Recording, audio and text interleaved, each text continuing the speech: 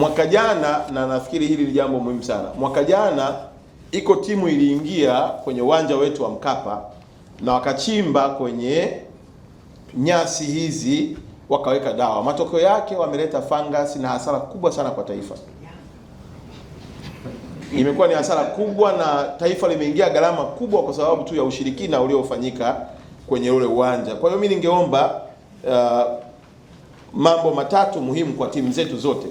Moja, tufanye mazoezi, tujiandae, lakini la pili tuwe na wachezaji wenye vipaji, na mwisho tuamini ya kwamba dakika 90 zinaamua mpira kwa kumtanguliza Mungu. Tukiendeleza huu ushirikina utakuja kuua watu kwenye uwanja bure, na mwisho wa siku tutapata mafanikio. Na ndio maana unaona hata kwenye mageti watu wanaingia, wengine waingie kinyume nyume, wengine wanatafuta namna wakienda kwenye dressing room, wengine sio wafanyaji. Sasa hizo bidii zote na hizo mbinu zifanyike basi kwenye mazoezi na kuwapata wachezaji wazuri ili tuweze kupunguza mambo kama hayo. Na kwa namna hiyo pia sisi kama wizara tunapiga marufuku kabisa hata mambo ya kuleta mabouncer, ya kufanya yaani inakuwa sasa kama ni fujo wakati ni sehemu ya burudani. Tungetamani kuona watoto wetu wanapenda, wanafurahi kuja uwanjani bila kuwa na hofu yoyote ile. Ukimleta bouncer aje kama sehemu ya showcase, kwa sababu na yeye ni ajira yake ya kuonyesha mbwembo, lakini sio kwa ajili ya kukamiana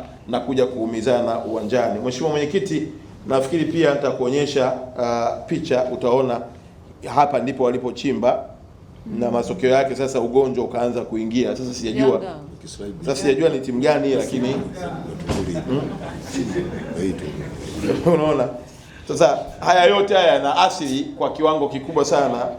Unaona hapa ndio sehemu ambayo nafikiri Mheshimiwa Tayatalo, unaona hapa ndio sehemu ambapo wali hapa sasa sikuwepo, lakini hizi ni taarifa za watendaji wetu ya kwamba haya mambo ya of course ni sehemu nyingine ya mbwembwe. Wengine hata unakuta tu hamna cha maana anachofanya pale, lakini anatisha watu na nini, ila kiuhalisia ni kwamba nyasi zetu tunahitaji tuzitunze, na haya yaleta adhabu kubwa. Lakini sababu na hilo, Mheshimiwa Mwenyekiti, wakati namalizia ni kwamba TFF na kwa maelekezo ya wizara tayari wana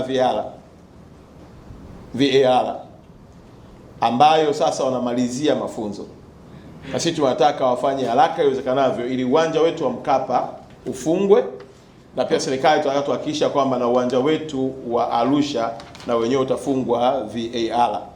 Sasa hii yote itasaidia kuondoa manunguniko na baadhi ya changamoto zinazojitokeza kwenye upande wa marefa. Sambamba na hilo, nitaka tu niwahakikishie wananchi ya kwamba mashindano yetu yajayo yatazingatia vigezo vyote vya kimataifa, na hii VAR hatuifungi kwa ajili ya mechi fulani na kuondoka. Zikishafungwa Mkapa na ikafungwa uwanja wetu wa Arusha ni permanent. Kwa hiyo kila atakayeingia mle ndani atakuwa kwenye nafasi ya kupata assistance kutoka kwenye refa wa pili ambaye ni teknolojia yetu ya VAR. Mheshimiwa Mwenyekiti, pia swala la utangazaji nimelisema, taasisi ya kusimamia viwanja na lenyewe nimelifafanua. Kwa hiyo na imani kabisa Mheshimiwa Tayatale nimejaribu kujitahidi kutoa ufafanuzi wa maswali yake.